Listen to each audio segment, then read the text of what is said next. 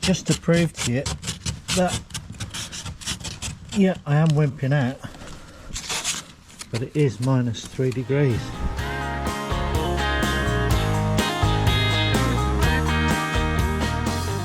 Big queue for the car park for the NEC. This is where I'm going. We're in Resorts World car park, plenty of spaces, and a big queue for the NEC car parks. So there we are, guys, Motorcycle Live. Let's have a look, shall we?